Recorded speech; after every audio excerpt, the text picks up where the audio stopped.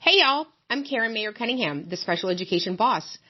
If you've ever felt confused, overwhelmed, or just plain frustrated at the 504 IEP table, you are in the right place. Every week, I'm breaking down the rules, the rights, and the realities of special education so you can walk into meetings informed, empowered, and ready to make real change. And whether you're a parent, a teacher, an advocate, a school-based member, or somebody who's just trying to do right by a student, this podcast gives you straight talk, real answers, and tools that you can use immediately.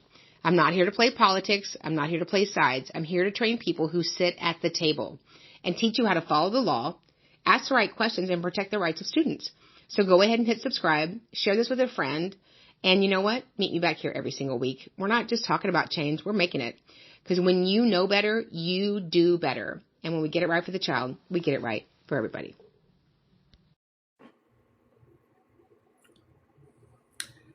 Hello, friends, family, all the places, all the people, all the things. Did you make it through the school year? Did you? We made it. I'm in Houston, so our school year is over except for some mediations and things like that. So ready for the break. I hope you guys have a break scheduled in some way, even admin.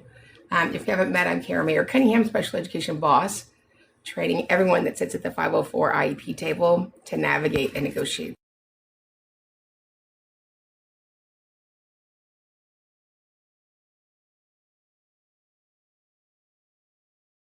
Friends that can read your questions are going to jump on in just a second. Hey, guys. And I'm going to open that link. I sound like I've had a carton of cigarettes because we've been training and talking and teaching and advocating for 5 days in a row. So hopefully we can get through it. If you guys have questions, I will answer them till our talker people come on. Here we go. And we will go from there. Thanks you guys for liking, sharing, all the things. Such a good day. Good weather today. Got my hair done and I got an In-N-Out burger. You guys have In-N-Out where you live? So good. I had the cheese fries, which is just a grease fest. It was fantastic. So we're super excited about tonight. Tonight's a very big night. How many of you guys know that tonight is the night that we launch the Epic Educator Academy? And so if you haven't heard about that, it is going to be every Monday night at 7 p.m. Central for an hour. It'll be professional development for school-based members only. So we're excited about serving that population. If you haven't joined, you still have an hour to join, time to join. It's at 7 p.m. Central every Monday night. And it's Epic Educator Academy. And you can sign up for that at specialeducationacademy.com. It's solely for school-based members because we know that you guys have the same needs, but you need a different support and different training. So we're super excited.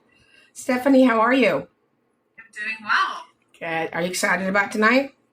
I am thrilled. Yes, it's going to be good. All right. Do you have any questions from anybody other than, if I've done smoking cigarettes? I am just getting there. I don't see anything just yet. So Why don't we start off with when is our next live online event? So our next live online event is in an hour. We don't have any 2 days set up yet, and we it's gonna be a wait list for the mastermind. Beginning of summer is just super busy, and then we're traveling all of June and July and August doing conferences all over the place. So we're excited about seeing you guys there. If I have finished my school year, what are some things that I need to be thinking about as a parent for the summer and as we start the new school year? Yeah, I mean, sometimes we just finally get to the end, right? And then we forget what we were going to do. If there's a need that occurred in your child's IEP and you believe that it wasn't addressed, it wasn't served, it wasn't appropriate, we need to look at different things, then go ahead and write that in your notes and send an email. Most school-based members at the admin level definitely are still available all summer. And if nothing else, so you can remember to address it. Always, our IEPs are our best informed guess Kids change, staff members change, settings change, services change. So if we have to make that adjustment, we will. If you're an advocate, you want to make sure that you go back to your clients and say, hey, anything we need to wrap up for the year. And then certainly, we're always asking, do you know other kids that need help in schools? That's what I do. I serve kids with exceptionalities. And then get ready for the new year, knowing that you should have already gotten your last IEP progress reports. So pull all those out and see if they line up with what us as a team thought he would reach after that specially designed instruction. See if we're still on track for that. And then get ready for, in a few minutes, it'll just feel like a few minutes, it'll be the first day of school. And so don't forget the first day of school, we always give every educator that's going to be providing classroom content, settings to my child, I'm going to provide them what I call the ZAC Pack. And the ZAC Pack says that we get a kiddo's picture, like a 2x4 or 2x3 or whatever they are. I don't know. I haven't bought school pictures in a long time. And we just sort of make a one sheet for our child. And so what does that look like? I'm going to say, here's Billy Smith. These are his strengths. These are his struggles. Those are my two favorite words, strengths and struggles. Here's my information. If you have behavioral needs, text me. Don't text his father. He's not scared of him. And both of the parents' information or grandparent, or if there's a surrogate parent or any of that, put that information in there. Ask the school how you can partner with them. And most importantly, in this pack of information you're going to give them will be your child's full IEP. Your child's full IEP. You're going to print that out and give that to him. So is there one that you need? Do you just need one copy for kindergarten? No. Because in kindergarten, we've got the kindergarten teacher, we've got the music teacher, we've got the PE teacher, we have the art teacher. So at least 4 different educators are going to be working with that child. If you know that your child has in-class support with a special educator and or a paraprofessional, make a copy for them. Because when we pull open records for hearings and mediations, we often see a thing in open records called the teacher bundle. I don't know if you guys are aware of the teacher bundle. So that we know by experience that the teachers that usually get the IEP are ones that teach in a content area that has an IEP goal.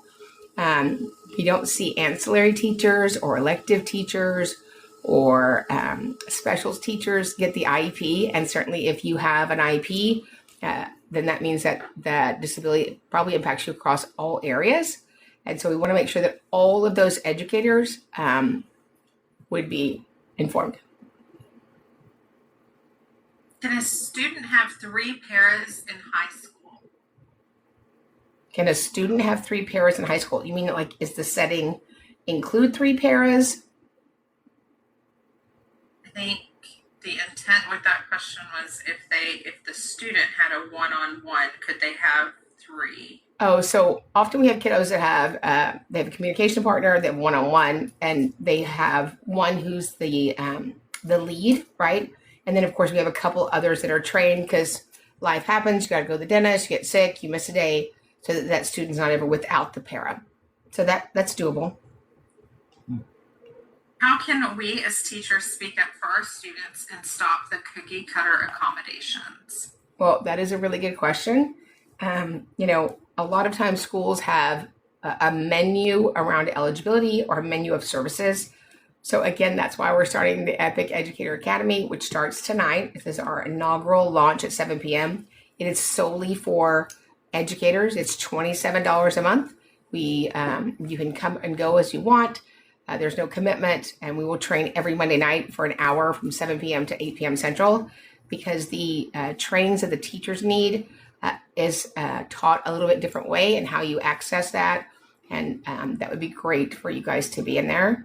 But again, we don't write accommodations based on the eligibility name. We write accommodations based upon the characteristics of that student's unique circumstances.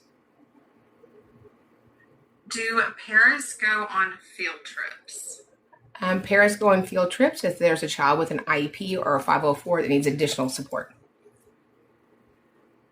And somebody said, so it's best to give it to all. Yes, give your ZAC pack at the beginning of the year to everybody that's going to teach them. Yep, I just saw that one. Can a teacher call a dean on a IEP student for, like, example, if the student misbehaves? When you say dean, are you mean like the principal? I would assume that they're probably talking about the assistant principal responsible for discipline. Yeah. I mean, certainly I would reach out to whoever you need at your school if you need behavioral support or just strategies.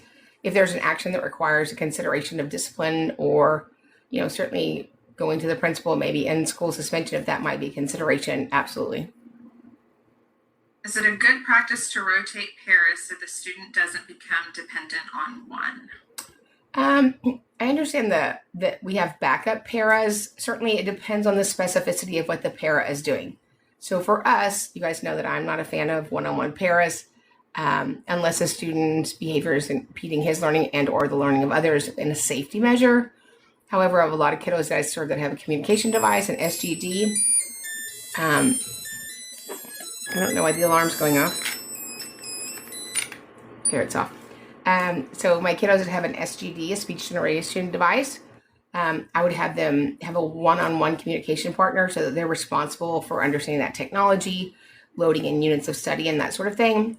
But I don't think having the same para for a year is unacceptable. I think that we certainly don't want to have the same para year after year after year. I have a kiddo on an IEP and wondering if Long Island is a good place for kiddos with special needs. So I don't know of any districts, except for maybe one, that don't have good services for kiddos. But services are delivered by amazing people. So as long as you have amazing people, it would be a good setting. But I don't recommend that parents go to certain districts for a program, because even if I said, hey, Long Island is the best place ever, elementary school, that's because of the people that work there and serve kiddos. And as you know, people are very nomadic and people move around a lot. So certainly if you were interested in a school district, I would go to a mom's group in that area on Facebook. And that might be a better way to look at getting your questions answered based upon, again, the specifics of your child's needs. Is it legal or required for parents to be with students for all minutes in the IEP? So the service minutes are special education minutes. And so we're starting to work through the para book tonight, Special Education Academy. And paras are amazing support staff, and they replicate in the areas that they are allowed to practices that are done by a general education teacher or a special education teacher under the direct supervision, frequent contact, and close proximity with a highly credentialed teacher. So as long as that's happening, you're good. Your videos have opened my eyes to so much. I was a special education para for 2 years doing the teacher's work. I'm so sorry. Thank you. We're trying to help. Are you familiar with Heart Springs Therapeutic Residential Program? And how should we approach residential programs for our kiddos? Yeah, so there are kiddos that the acuity of their need currently is above what we can serve in public schools. So I have kids that are at out of district placement, day schools, some in psychiatric units. It just depends on their unique circumstances and where we can get the most impact. And it's different all over the nation. We have a manifestation hearing tomorrow, not following the IEP, never implemented the BIP. What recommendations do you have for the hearing tomorrow? So just to be fully prepared, right? We're all supposed to come with data. So if you have data that maybe doesn't exist currently in the student's IEP, then bring that. Often parents are getting services or counseling or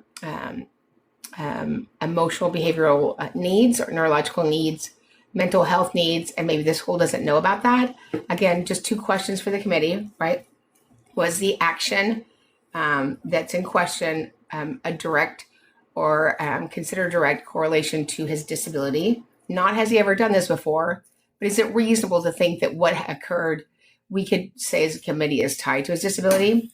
Number 2 is, was this a failure of the school to implement the IEP? And so I want you to know it can be both, right? It can be both. It can be one, and it can also be none. What happens if the school does not complete the corrective action plan for a state complaint?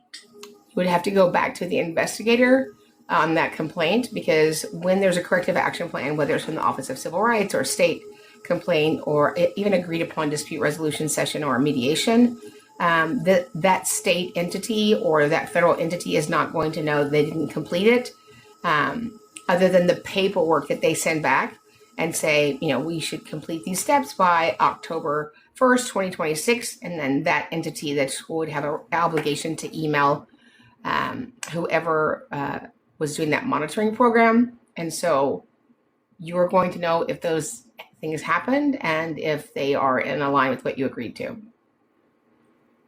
I just got hired as an SST director. What do you recommend? Where do I start? You start with thanking goodness that you have an amazing staff. I would start with seeing what they need as training and support. Because at the end of the day, we can write all the IEPs that we want, but if the staff isn't readied with good information and good professional development and good resources and supports, then it's not going to matter. Second, I would set up a way and a system to communicate prior to IEP meetings or 504 meetings that's more effective than sending out an electronic note, anything going on this year we should know about. I think the easiest way to misunderstand information is to type. And so for me, it's much more efficient use of my time, and I can get a better read on the situation if I just pick up the phone and go, hey, Stephanie, we had a great year with Billy. How are things going on at home? Anything we can do to support you? Any other supports that you think he needs? When we're in a meeting and we're just typing away, and it's a very, large number different. There's 5, 6, 7, 8, 9, 10 people from the district. And usually it's just a mom without a spouse, or it's usually just one person.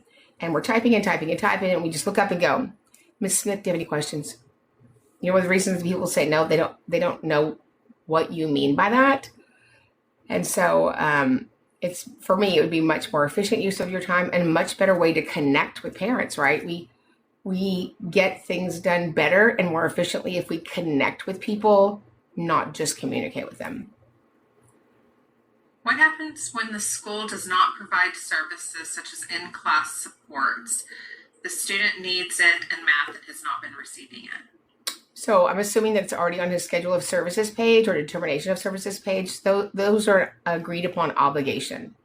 Those are an agreed upon obligation. And for whatever reason, because there's a million reasons that didn't occur, then I would email the school and calculate those minutes and say, my son missed 1,600 minutes at in-class support for the 25-26 school year. Going forward, how would the district like to remedy that? As an inclusion teacher, I want to get better at taking good data. Where can I start so that I can do this? So we would love to have you join the Epic Educator Academy, which launches tonight. It's an hour professional development every Monday night. It's a monthly membership. It's $27. It's solely for educators, including retired educators, so that we can teach on those pieces. But lots of good resources that we're going to give you. Obviously we start with what are the behavioral supports that exist inside of your school. So I'd first go to see what they're using, because different schools use different things. I have an opinion about most behavioral curriculum, or, earning your way out of a system. There's everything from Boys Town to PASS to, we're doing it different things all the time. But I'd first go and see what is your school's, what curriculum have they adapted, and then who teaches that in the district. How do I address the level of need being lower than what the teacher and I see and what the IEP team is expecting of my student? So when you say that need is lower, does that mean he needs less support or he's able to produce less in class? I believe what they're saying is that the data does not represent accurately where his present levels are. Yeah. And so either way, whether that's higher or lower, we have to convene a meeting and say, hey, he needs a different level of support, whether that's fading support or adding support based upon what we're seeing day in and day out, and then provide that data. What is data? Data is something I can screen share and photocopy. What happens when you disagree with how the goals are written by the school versus how you may like to see them? So it's not about, how the school wrote them or what I like. It's about the criteria that exist in writing an IEP goal. That is, one of the chapters in our book, the Epic IEP, which you can get wherever books are sold. There are components that must exist in the IEP goal. One, after direct and explicit instruction, we believe in 36 instructional weeks that Billy will come from an identified deficit that you have captured in evaluations and present levels. And then there's criteria around that. And so if we have that, then we can write an IEP goal to teach a child strategies to self-manage their disability. In my district, they do... Hang on just a second. Alan, can you take care of Dan on the stream? Thank you. Go ahead. In my district, they do full inclusion with one RSP. Do the SAI minutes count if the aide is delivering them? Well, an aide cannot do initial instruction. Aides are amazing, but they're not credentialed, highly qualified teachers, so they could work with it in tandem. Can a para blanket cover special education minutes if they are covering the teacher's lunch in the classroom? I mean, if it's lunch and the kids are having lunch, that's fine. If it's during a content area, there would need to be another educator that was in there with the para. Is there a way to include elopement in the IEP even if it doesn't happen at school? Unfortunately, no. So we are charged with writing an IEP to enable the student to make progress appropriate in light of their circumstances, and that is around what we see at the school and what we can serve at the school. Does a student with an IEP with accommodations and modifications have them when they are doing their DIBELS testing? So DIBELS, don't get me started. Okay, did I make that noise? So DIBELS, yeah. I don't know that they need accommodations during DIBELS testing. Again, when we look at district assessment and state assessments, that child is never going to have all of their daily accommodations. So what we usually put in that section of the IEP for district assessments is we would put allowable accommodations. And so you won't be getting every single accommodation, but what's allowable, what the state's agreed to for that is allowed. Would it be a good idea to hold my kid back a year if offered and they were far behind, even with an IEP and the supports that they're receiving? So that's a good question. You have to think about the long impact, right? So I have had clients that retain their child, not 1, but 2 years. So one, will your child possibly need those 18 to 21 services right after you've acquired all of your state requirements to graduate? Do they need those 3 years, 18, 19, 20, 21, to learn those skills for transition success? And so transition is, we're required to write an IEP starting around around 16 at the latest. Some say through 12 and 14. And it's an additional part of the IEP, a supplement, so that we're making sure that we're not just graduating them, but we are fully equipping them for gainful employment, the possibility of gainful employment, independent living, and further education. And so I would really consider that if the acuity of your child means that they will need those services, because you would lose a year on that end. So when I'm looking at retaining a kiddo, at the most, I'm looking at kindergarten and first grade. I don't find that there would be an educational benefit for retaining a second grader, because at that point, whether we like it or not, that's their class, that's their peers. But again, that's always going to be a decision between an administrator and the administrator and the parent. Retention has nothing to do, it's not addressed during an IEP meeting. We have a follow-up. It's a different user. Son is progressing with an IEP since January, but is barely meeting the reading level at grade level. Would you consider holding them back? No. If you have an IEP, then it wouldn't be surprising that you will be a little bit behind. One of the things that we don't do is we don't close gaps. I know that makes everybody crazy. Not in IEPs, right? We have a disability. We can certainly make gains, but we don't want to tell parents we're going to close the gap. That might happen. There's a probability that it won't happen. We have one job in special ed, and that is to teach a child strategies to self-manage their disability. And so our job is to identify those deficits and teach them strategies. My child didn't start their speech services until a month after board approval.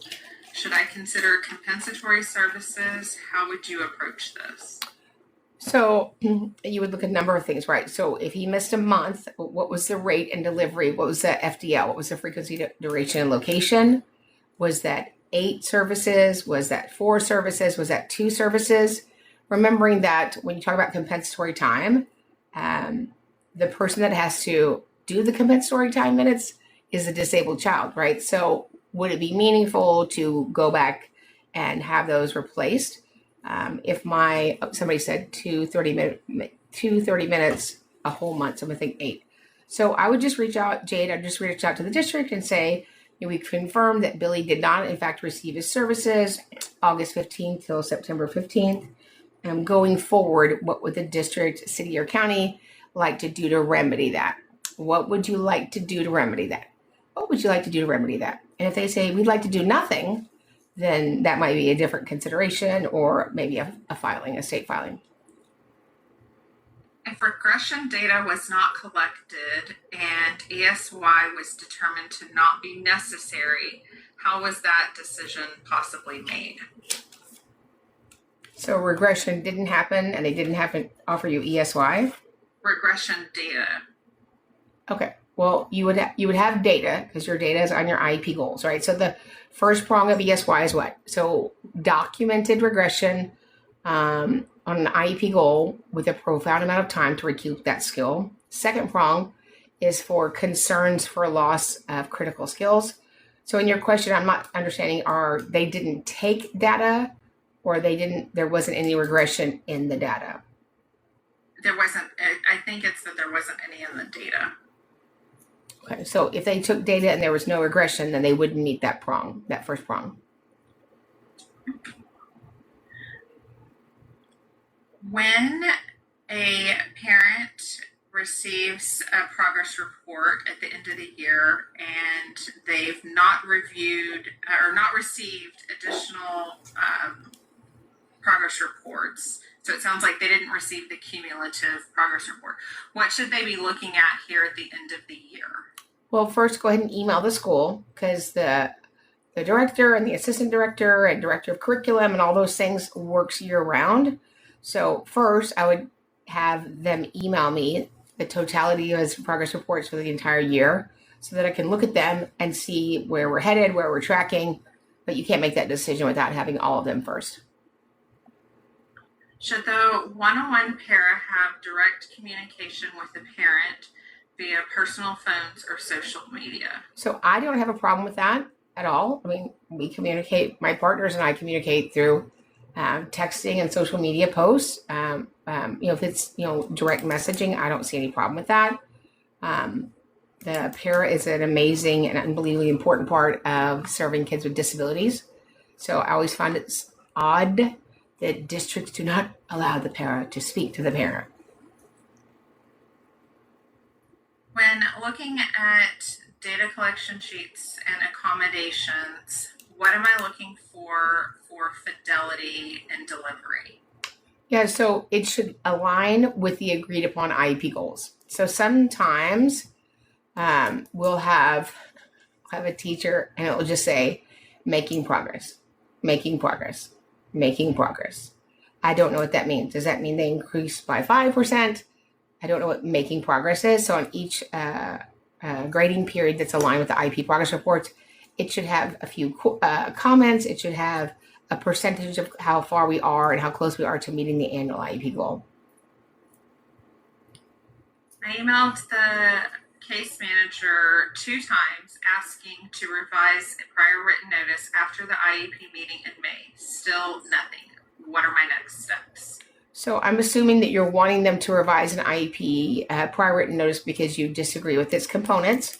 So if you've already emailed twice, I would say due to a lack of response from my email to correct the prior written notice, I would like to provide you a written description of my experience at the IEP meeting on May 15th. That way you have it in the cumulative folder, and then continue to ask for the corrected prior written notice. If you don't get that, if it doesn't meet all 7 components under federal law, then I might consider filing a state complaint.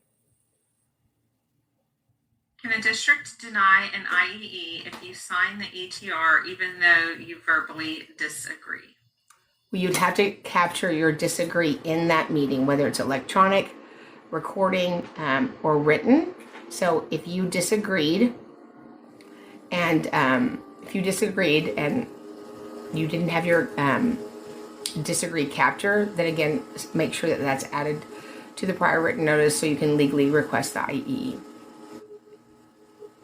And then I'm going to say for this one user, Ash, we've gotten several different pieces. We don't have a full question. So if you want to ask in a condensed question, then we'll be more than happy to ask that. How does the district determine when additional supports and training are needed for their staff? I don't know. I wish I knew that.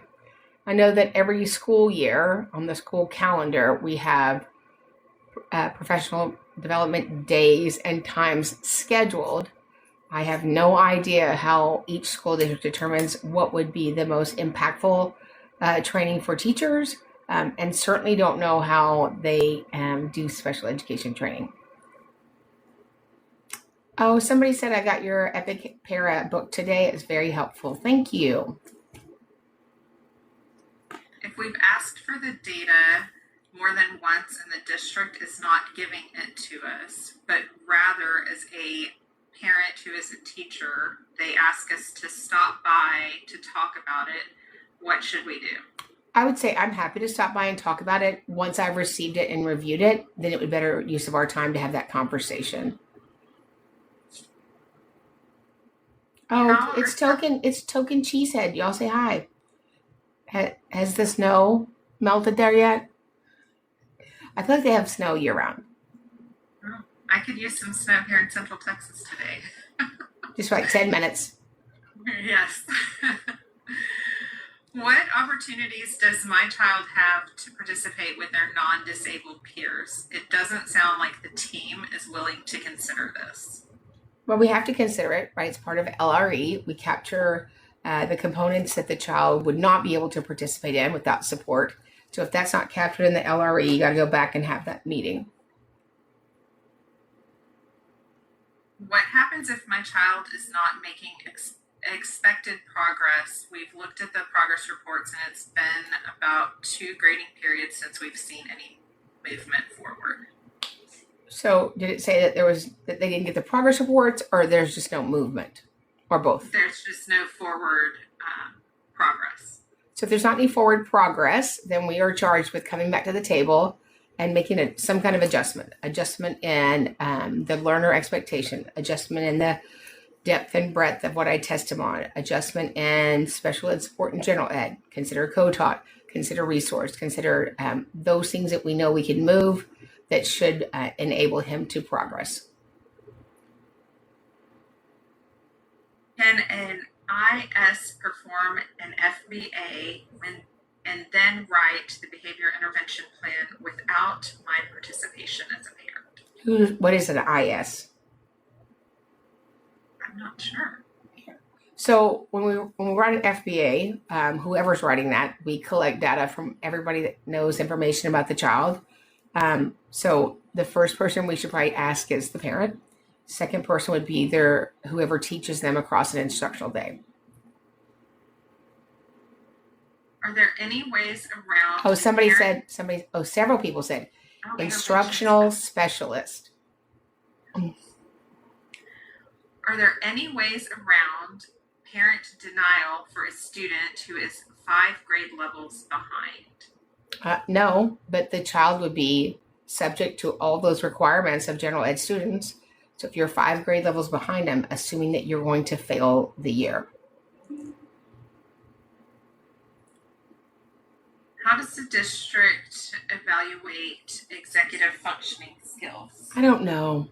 I think it's interesting that often in a really good diagnostic or a really good comprehensive psychological emotional behavior evaluation, we identify executive functioning deficits. I don't find that we write good supports or goals around that. That deficit in fluid reasoning is, it's part of their disability. So we talk about it a lot. I don't see a lot of great intervention to change those outcomes. My student is entering high school and we're just now starting to talk about transition. What should I consider when answering the school about my concerns for post-secondary? Well, first, there should have been a parent interview for transition supplement. So I would say, when should I expect my parent interview for the transition supplement? The best resource in the world is the Oregon Resource Transition Handbook. And the great Alan will type that in there. The Oregon Resource Transition Handbook. They are amazing. They have goals. They have webinars, teaching, all sorts of things. So the point of the transition supplement being in your child's IEP at 16 at the latest, but some states 12, some states 14, is so that we have those other soft skills available and worked on for post-secondary success, right? Gainful employment, independent living, and further education, instead of just graduating them and going by. And so those are building, it's a set of coordinated activities to enable the student to be successful as they enter into post-secondary. Are state complaints for a denial of FAPE a waste of time? Someone said that it is useful for state investigators to review what's happening. When you write a complaint, whether it's a state complaint, a district grievance, a due process, or a federal complaint with the U.S. Department of Education Office of Civil Rights, it is useless if you're writing it in a way that you're sharing your emotions of what happened. You want to be able to file effectively, and to file effectively, we file on federal and state law. And so we have a digital product on our website. I think it's about 2 hours long for how to file a state complaint. And then we have a digital product online for how to file a federal complaint. That's about 5 hours long, because most state complaints don't have enough there, and they don't identify the denial of FAPE with evidence and a statute. And so the state's not going to get your complaint and try to figure out what you really meant. And so if you have those skills, then do that. If you don't, that would be something I'd reach out to a good advocate, and they could do a records review and support you in writing that complaint. The district agreed to an early reevaluation, and then they delayed it for 8 months. What can I do at this point? Did you sign notice and consent? So if you sign notice and consent, that is the date that will help you know what the timeline was missed. If they verbally agreed to it and you verbally said thank you, but nothing was ever signed, then we would have to get something signed to start that process. Can the district deny an IEP but recommend a 504 when the student has a diagnosis of vision future loss? So I'm assuming that your eye condition is degenerative, and it's assumed that going forward it will get worse. And so don't know what their capacity is right now, but if it rises to specially designed instruction, we provide that. If it's known by the type of disability that it will degenerate, but that hasn't occurred yet to receive VI services, then we wouldn't have an IEP yet. When there's a denial of FAPE because the parent refused something, how does that affect the district, and what should they do? So the district should let it walk out, like let the process go, right? So if the parent is denying something, and and it impacts the student and they don't agree to those services, supports, or whatever, the state will say when you've disagreed twice with a parent, whatever the state offer was, then becomes the offer.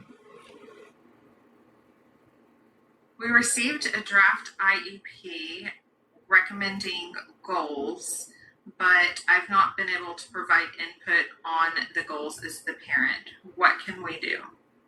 So, the draft IEP is great, right? And then we look at whenever our IEP date is, and when we're in that meeting, I would share my input for those IEP goals. You don't have to share them by writing, and I would want to wait till I'm in the IEP meeting so that I get to talk to the reading teacher, I get to talk to the math teacher, and so then I can hear ways that I could help support the team. I could add how I want to make sure that my concerns for enhancing the education of my child, 300.324, are captured in the document. How are accommodations monitored in the classroom? And how can I do this effectively if I'm new in my role? Yeah, so that's going to be one of the things that we're going to be going over in the Epic Educator Academy, which launches tonight. It'll be 7 p.m.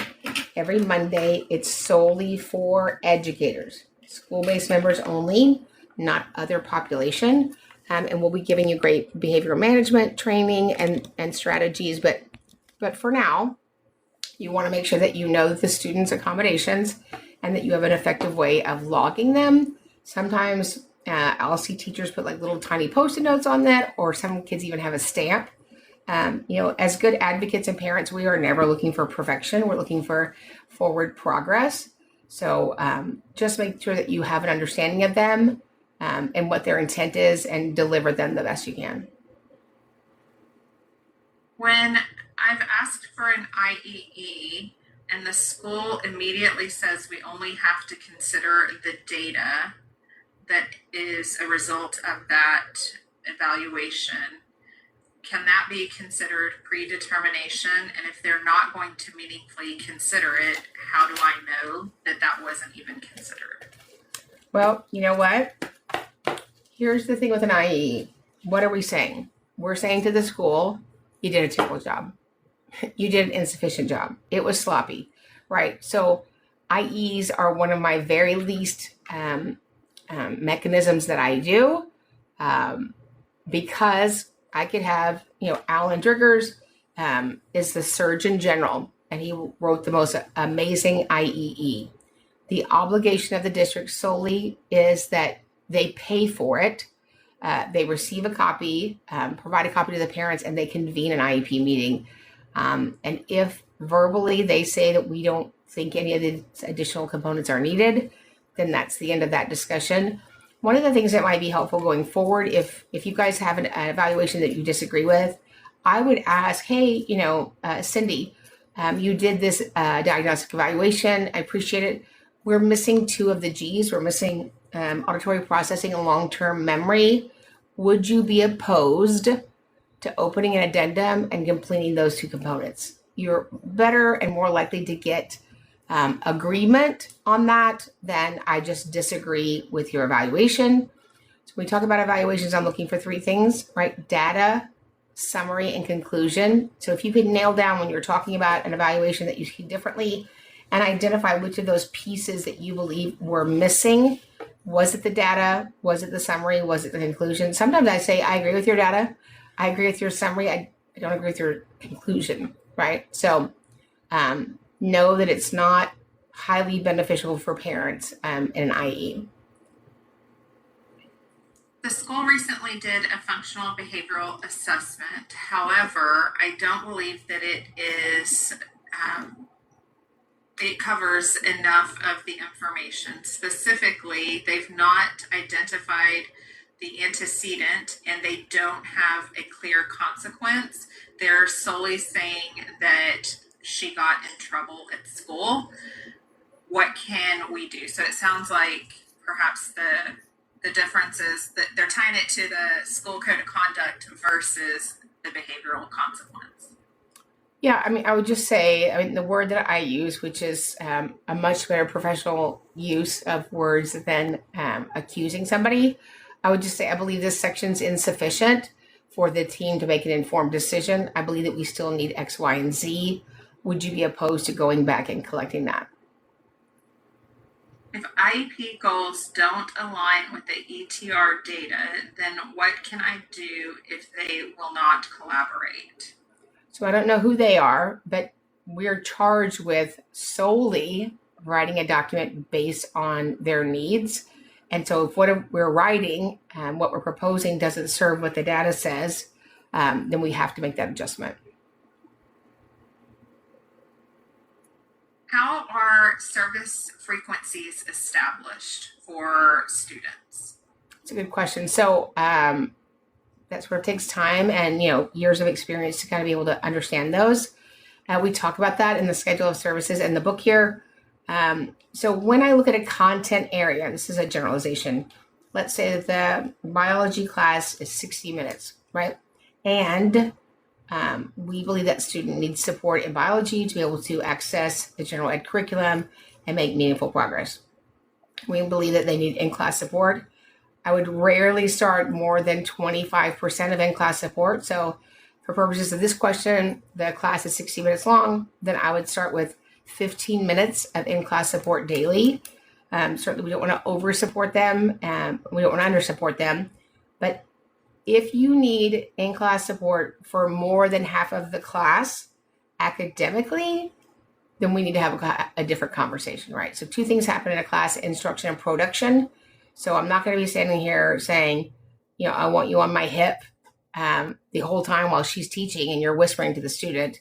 So the teacher teaches, and then when they get to work, and they get to work by yourself time or group time or independent time, what level of support does that student need to be successful in that room?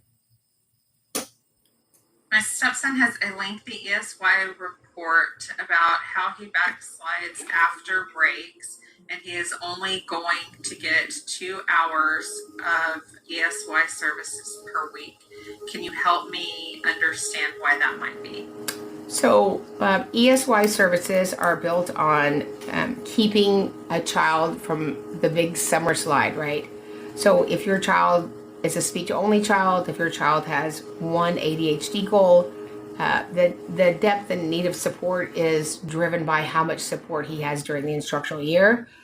Additionally, you might have kiddos that need reading support, but they had math goals and behavior goals, but don't need that support. So it should be offered based upon staying on top of specific IEP goals. And so I would ask the team, which goals are we working on? Maintenance for ESY. How are inclusion supports monitored within general education classrooms? They're not. Did I say that, Alan? They're not. You're going to have to monitor inclusion supports. Starting tonight, we're going to start working through the EPIC IEP Para book. Yay. So we write an IEP, we agreed upon it, and it's codified.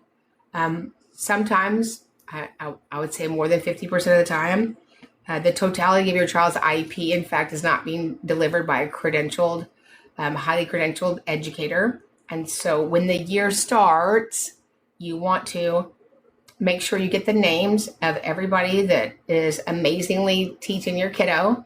And you just want to ask the question, is Mr. Smith a certified special educator in Colorado? Well, Ms. Cunningham, we are so lucky to have him. Yes, ma'am. So is he a certified special educator in Colorado?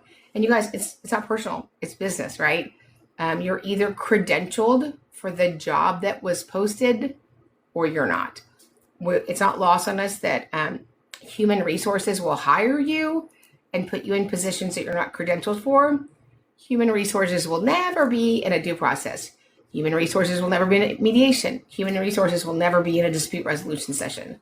So, you want to make sure that you're doing that right. My quadruplets are supposed to have speech for 120 minutes a month. They have not received them, and the district will not agree to compensatory services. What might my next steps be? A state complaint, right? So the failure is the failure. My students were denied, and then you calculate these minutes and send it in a state complaint. And the district the district did not deliver the minutes, and the district will not remedy it. My district is telling teachers they will need to provide IEP minutes for students 2 years or less below grade level. That doesn't sound right. Are you saying that you have to have data for kids that are 2 years below or more? Is that what the school is asking you to do? I think that is it. Yeah, I mean, we would need to provide that data so we would know how to support them. What can we do when school avoidance after a break is an issue? So we can't make children go to school, right? When they're a certain age, a certain size, a certain height. I'm not expecting, a mom to wrestle a teenager in the car to go to school, right? And that happens usually after sort of an awareness of their disability, how they feel around that, how that impacts them, how they're different at school. So if that's going on, then my recommendation would be to ask the committee to do a reevaluation and open it up and do an evaluation for an in-home and parent training. It doesn't mean that they're training you to be a parent, but obviously we have a skill that's been generalized at home that's not being generalized at school, or we have a skill that's been generalized at school and it's not being generalized at home. So they can do that evaluation and then make recommendations around service minutes. Usually it's about an hour a month for 6-9 months with an IEP goal around it. Okay, we have clarification around the 2 years. So teachers are being told that if there is a student who is on an IEP and they are 2 years or less below grade level, then the classroom teachers are going to provide the services and they will not be served by the special education teacher. You know what I have to say to that? This is what I have to say to that.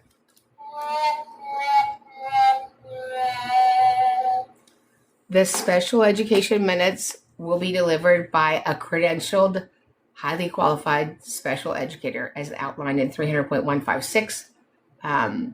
That's why they're called special ed minutes, because they're a special ed service. Specially designed instruction, and this is how you'll know when it happens, is it's instruction by somebody who's in the special education space and can teach. So instructional service providers, sometimes evaluators, related service providers, and special educators. And of course, the amazing, great paraprofessionals under the direct supervision, close proximity, and frequent contact of a special educator.